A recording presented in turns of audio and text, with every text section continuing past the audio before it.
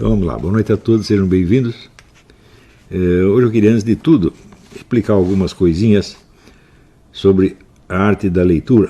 Esse é um negócio fundamental, porque se entre 30% e 50% dos formandos das nossas universidades são analfabetos funcionais, isso quer dizer que entre 30% e 50% dos profissionais de nível superior em circulação no país, que tenham menos de 60 anos de idade, são analfabetos funcionais. Este é o dado principal em qualquer discussão sobre qualquer coisa no Brasil, porque é a opinião que você vai ver circulante, é a opinião dos jornalistas, de professores universitários, de advogados, de engenheiros, de médicos, de gente de formação superior. Então, portanto, você está ouvindo 50%, ou, na melhor das hipóteses, 30% de opiniões de analfabetos funcionais. Você imagina o que pode dar qualquer discussão baseada nisto. Quer dizer, a discussão entre ineptos, incompetentes, palpiteiros e, no fim das contas, vigaristas. Porque o sujeito que recebe um diploma superior, percebendo que ele não está entendendo o que ele está lendo, tá certo? Então é evidentemente um vigarista. Então, a discussão de qualquer problema no Brasil, ela é crime, não é nada mais do que crime, tá certo? Eu acho que, se fosse possível fazer algo contra isso, o povo deveria se rebelar, porque tudo isso está sendo pago pelo trabalho do povo brasileiro. Seja através de mensalidades de escolas privadas, seja através de impostos escorchantes com os quais são alimentadas as universidades federais e estaduais. Tá certo? Então, tudo isso aí é evidentemente um roubo, é um escândalo, é uma monstruosidade. Pior, esta é a causa de todos os problemas brasileiros. Por que nós temos problema na economia, na administração, na agricultura, na segurança pública, na saúde pública? Por quê? Porque 50% dos encarregados de mexer com isso são analfabetos funcionais. O que não quer dizer que os outros sejam gênios, né? Você pega os outros 50%, bom, não são analfabetos funcionais. Mas qual é o nível de qualificação? Pense bem, qual é o nível de qualificação médio de uma instituição de ensino que produz 50% de analfabetos funcionais por ano? Quer dizer, que rigor ela tem no exame dos seus candidatos? É evidente que nenhum. Portanto, aqueles que foram aprovados e que não são analfabetos funcionais, provavelmente estão muito abaixo do requerido para o exercício da profissão, embora não cheguem a ser analfabetos funcionais. Nós podemos julgar isso aí pelo fato de que os estudantes do secundário tiram sistematicamente os últimos lugares nos testes internacionais. O que significa que todos os ministros da educação dos últimos 50 anos são todos criminosos, deveriam estar todos na cadeia. Todos eles são culpados disso aí. Outro dia houve uma reunião deles, ex-ministros, né, desde o tempo, sei lá, do Goldenberg, né, o Cagade, todo mundo, Paulo Renato, né, aquele que quando os meninos tiraram o último lugar disse, poderia ter sido pior. O sujeito diz uma coisa dessa e não é demitido imediatamente. Né? Então, a coisa está ruim desde o ensino primário até o último, até o superior. Não é isso? Agora você imagina o que significa então esses títulos de mestrado e doutorado e o negócio da revisão pelos pares. O que significa uma revisão pelos pares feita por 50% de analfabetos funcionais? Quer dizer, o analfabeto funcional está jogando o trabalho do outro que ele não consegue ler. Não é? Eu digo para vocês, há muitos anos eu não vejo uma única tese universitária sobre o que quer que seja que não venha com erros de português já na primeira página. Erros grosseiros. Todos eles são assim. Então, todas as discussões sobre qualquer problema no Brasil estão saltando esta etapa. Quem está discutindo? Qual é a qualificação que as pessoas têm para discutir? Se não tem qualificação nenhuma, é lógico que não adianta discutir nada, é lógico que todo e qualquer debate de problemas nacionais é só para gastar mais dinheiro indevidamente, e assim por diante. Então, é claro que para corrigir as deficiências de leitura, você tem que voltar a se alfabetizar de novo, você tem que fazer o curso do Carlos Nadalim e começar de novo. Você vai ter que aprender pelo velho método silábico e assim por diante, apagar tudo que você aprendeu pelo método socioconstrutivista, que é bom para fazer imbecis e que causa até lesão cerebral. Né? Teve aqui um especialista nessa matéria, faz anos atrás. Aliás, o cara era até petista, sendo petista e tudo, ele diz, olha, esse negócio é até perigoso, dá até lesão cerebral. E eu estou avisando os caras há não sei quantos anos e eles não prestam atenção. Um cara, um educador petista, não vou dar o nome agora para não queimar a reputação do cara. Né? Então, agora precisa ver se os caras que ouviam isso entendiam o que ele estava dizendo. Né? Provavelmente não. Então, é com essas coisas que nós entendemos como é que foi possível botar na presidência da República um ladrão, bêbado, estuprador e cabrita. Né? E depois ainda reclamar do que ele fez. Você não tem que reclamar nada, tudo que o Lula fez, ele tem o direito de fazer. Porque se você bota um sujeito desse na presidência, o que você pode esperar? Então, quem é o culpado disso? O culpado disso é todos os eleitores. Todos eles não quiseram saber em quem estava votando. E ainda acharam bonito. Ah, nós votamos no doutor, não deu certo, agora vamos votar no analfabeto, para ver o que dá. Ideia de jirico mesmo, né? Quer dizer, não é, o outro foi ruim, mas não é porque fosse doutor. Né? O Fernando Henrique Cardoso é obviamente um pseudo-intelectual. É um fingido, ele é um cara que se finge de intelectual e tem o que ele chama de postura. Postura, no meu entender, quem tem é galinhas, tá entendendo? Agora, ele veio lá com a postura, né? Eu acho esse um palhaço inepto, incapaz. Né? Não, esse aí não daria para aguentar 5 minutos de discussão comigo. Por isso mesmo ele não vem, porque não é bobo, né? Louco sim, pero não tonto. Então,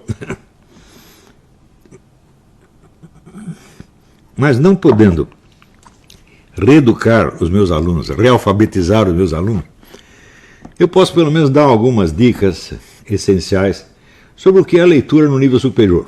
O que é a leitura no nível universitário? Eu asseguro para vocês, não há educação universitária no Brasil. Eu asseguro para vocês, o único sujeito que eu conheço que obteve uma formação universitária sou eu. Essas coisas que os caras não têm, não é formação universitária de jeito nenhum. É uma imitação grotesca. Se você pensar, você acha que o Cagade teve educação universitária? É claro que não. Claro que não. Né? Você acha que o Emir Sader teve? Não existe isso. Um cara não pode ter educação universitária e escrever Getúlio com LH. Não é possível. Simplesmente não é possível. Isso não acontece no universo físico real. Tá, né? E assim por diante. Né? Um educador que diz cabeçalho, escreve cabeçalho em vez de cabeçalho. Veja, cabeçalho é uma palavra que é usada no ensino o tempo todo. Quer dizer, ele leu essa palavra pelo menos 1 milhão de vezes. E não aprendeu a escrever. Falou, o que é isso? Esse é um fenômeno. Né? É um fenômeno de inépcia, assim, raramente observado no mundo. Né?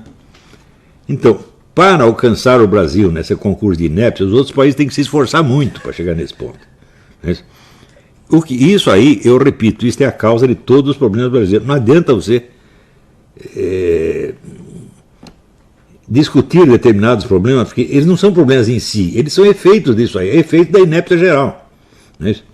Então, as opiniões circulantes, muitas vezes, são feitas pela mídia, e a mídia é escrita por analfabetos funcionais, isso aí não tem a menor dúvida. Então as pessoas aceitam, né? Coisa, por exemplo, outro dia eu ouvi o general Heleno dizendo uma coisa, eu gosto muito do general Heleno, tenho o maior respeito por ele, é um homem muito correto, muito honesto, digno da nossa confiança, mas isso não quer dizer que todas as opiniões dele sejam verdadeiras. Ele dizendo, agora nós seguimos uma política pragmática no nível internacional, nas relações internacionais nós somos pragmáticos, não ligamos para a ideologia. Nós seguimos então a orientação do ex-ministro Saraiva Guerreiro, que todo mundo reconhece, foi um gênio da diplomacia. Eu digo, olha, peraí, o que você está dizendo o seguinte, existe por um lado as negociações, o dinheiro, e por outro lado existe apenas divergências de ideias, blá blá blá ideológico. Você acha que é assim mesmo, né? Você acha, por exemplo, que as ações da China para conseguir o domínio do resto do mundo são só blá blá blá ideológico? Você acha que a formação dos impérios é blá blá blá ideológico? É só divergência ideológica? E que perto do comércio tudo isso se apaga? Ou você não entende que tudo que um império como a China faz em matéria de comércio está dentro de um plano muito maior de dominação mundial? E que os interesses comerciais estão subordinados a uma coisa mais básica, mais importante e mais material? Ou você acha assim, o dinheiro é mais material do que as armas? Do que o poder militar? Será que você acha mesmo, né? Quer dizer, o comércio predomina sobre os fatores militares. Ora, meu Deus do céu, se o comércio predominar sobre os fatores militares, jamais teria havido uma guerra no mundo. É uma coisa muito simples, porque toda guerra vai contra os interesses comerciais. No fim, pode até dar o lucro para um, para os outros vai dar tudo prejuízo. O que a Alemanha ganhou com a guerra? Segunda Guerra. Perdeu tudo, meu Deus do céu. O que a Rússia ganhou? Ganhou poder militar, sem sombra de dúvida. Mas o prejuízo que ele levou, que depois os Estados Unidos teve que cobrir, quer dizer, não tem sentido o sujeito achar que o comércio predomina sobre a disputa de poder político-militar e diz que é um gênio. Não, que Saraiva Guerreiro é idiota. Idiota! É o cara que acabou levando o nosso governo, supostamente direitista e conservador, a ajudar Cuba a invadir Angola. Cuba foi matar um bocado de angolano lá com dinheiro, armas e assistência técnica do Brasil. E o pessoal fala dos crimes da ditadura, ninguém lembra desse crime, porque esse os favoreceu. Você acha que o cara que fez isso é um gênio? Não. E esse negócio de pragmatismo versus ideologia, isso é uma estupidez. Porque, vamos dizer, entre o comércio, e o restante, você chamar todo o restante de ideologia. Ora, ideologia o que é? Um discurso justificativo de uma política. Ele só pode existir se essa política existir. Quer dizer, se você está prestando atenção só no comércio e desprezando a ideologia, você está desprezando todo o fator político-militar. Você está desprezando o fator do poder, que é muito mais básico do que qualquer dinheiro que você tenha. E eu sempre dou o exemplo, quando um menino de rua assalta o sujeito na esquina, o sujeito tem mais dinheiro do que ele, ou não? O menino vem com um revolvinho, pronto, assaltou. Ele assaltou porque o outro tem o dinheiro, mas ele tem o poder, ele tem a força. O único poder efetivo que existe é o poder de matar. E ele custa muito barato. Os russos costumavam matar os caras com um tiro na nuca. Um tirico, de calibre 7.6. Que era a arma que eles tinham. Acho que é Makarov, a pistolinha russa. Quanto custava? Isso custava nada, pô. O alemão prendia um monte de judeu no coisa, soltava um gás lá, 10 minutos, pronto, morreu todo mundo. Gastaram muito dinheiro com isso? Nada. Então, o poder de matar é mais decisivo do que qualquer outro poder. E é incrível que um general que teve a formação para raciocinar sobre, diga isto, que o que importa é o pragmatismo. O que eles chamam de pragmatismo é isso, é dinheirismo apenas.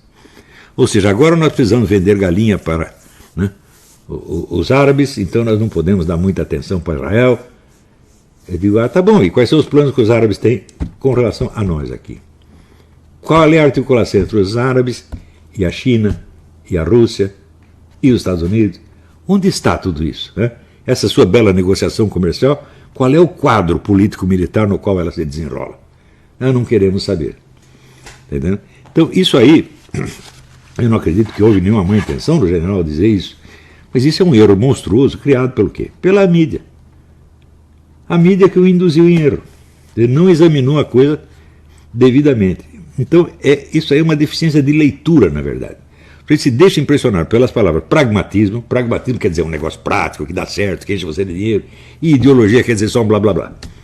Mas isso é o significado é o sentido verbal das palavras que você está usando.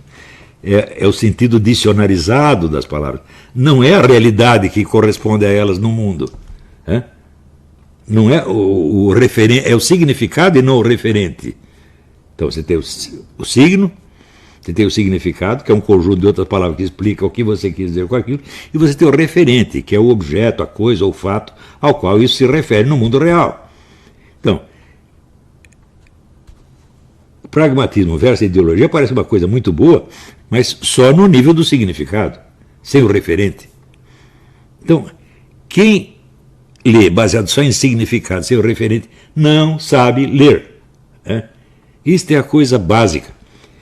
E nós encontramos essa deficiência, às vezes, em pessoas intelectuais de fama mundial, onde eles dizem coisas que parece razoável, se você vê pelo significado das palavras, parece que está dizendo uma coisa muito razoável, mas quando você pergunta, mas qual é o referente?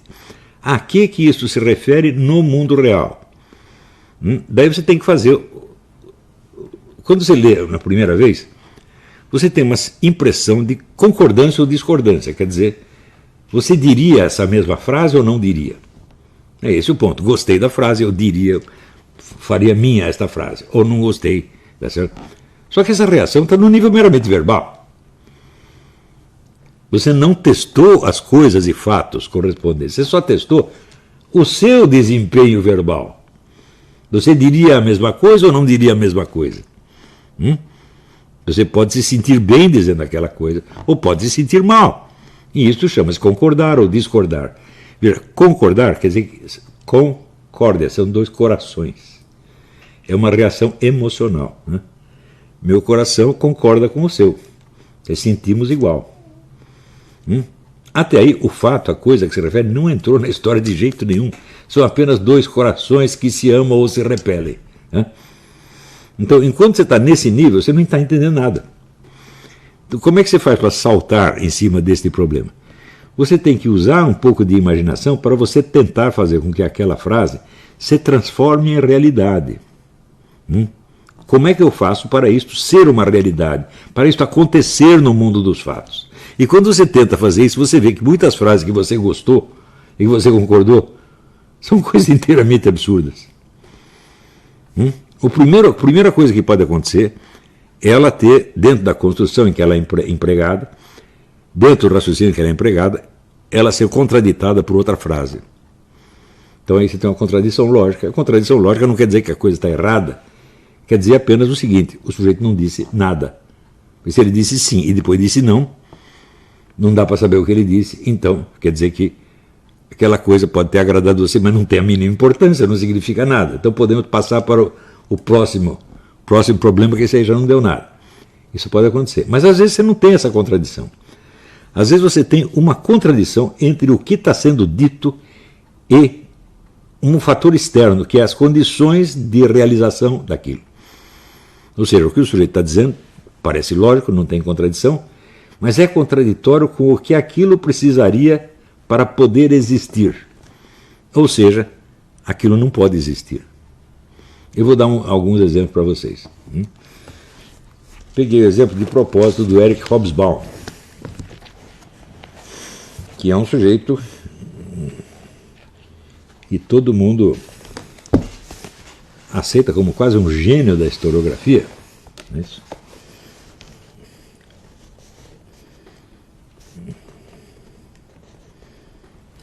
Então vamos ver.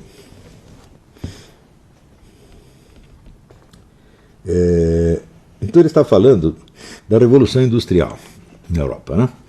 Ele diz: foi o triunfo não da indústria enquanto tal, mas da indústria capitalista. Não da liberdade e da igualdade em geral, mas da sociedade burguesa liberal de classe média. Não da economia moderna em geral, mas do Estado, ou do Estado moderno, mas da economia e dos Estados numa particular região geográfica do mundo, parte da Europa e uns poucos pedaços da América do Norte, cujo centro era os arredores e cujos estados rivais eram a Grã-Bretanha e a França. Então ele diz o seguinte: a Revolução Industrial não criou, né, a indústria moderna, o Estado moderno, a democracia e a liberdade, mas uma democracia e liberdade específica, democracia e liberdade burguesas. Então, o que ele está dizendo aqui exatamente? Quer dizer, você tem uma encarnação específica da liberdade, não é isso? Liberdade e igualdade. Essa encarnação não era em geral, era a burguesa, e não a liberdade em geral. Está entendendo? Só que é o seguinte: a que liberdade em geral ele está se referindo? Existia algum outro tipo de Estado liberal no mundo que assegurasse a liberdade em geral e não a liberdade burguesa? Havia algum Estado cuja liberdade pudesse ser comparada com a liberdade burguesa? E você dizer: não, isso não é a liberdade em geral, é apenas a liberdade burguesa. Ou seja, isso é apenas uma versão específica e muito limitada da liberdade. Existia isso? Não, não existia. Veio a existir depois? Não, nunca veio. Então, qual é o conceito genérico dessa liberdade Você tem algum conceito genérico, abstrato da liberdade que você tem inventado? Não, você também não inventou. Pode procurar na obra do Hobsbawm para ver se você acha esse conceito da liberdade em si. Então é o seguinte, ele não está comparando a coisa com um modelo existente, com um modelo que veio existir depois, ou com um modelo abstrato que ele mesmo inventou. Ele está comparando apenas com uma impressão emocional que ele desperta no leitor pelo uso de meras palavras. Isso aqui, das duas, uma, ou é trapaço ou é burrice. É mais precário do que comparar o real com o ideal. Mais precário do que comparar. Claro, claro. Ele não tem nenhum conceito ideal. Ele é um historiador, ele não é um filósofo, não é um cientista, não é um teórico da política. Se fosse, ele podia. Então eu inventei aqui um estado ideal maravilhoso, poderia ser assim, assim, assim. Ele não fez isso.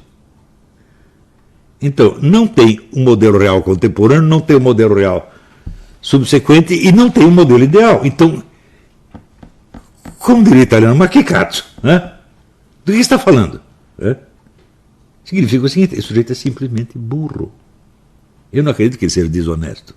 O sujeito não se esforça tanto para escrever livros tão difíceis, com tanta pesquisa histórica, para enganar as pessoas. Não, ele não faz isso.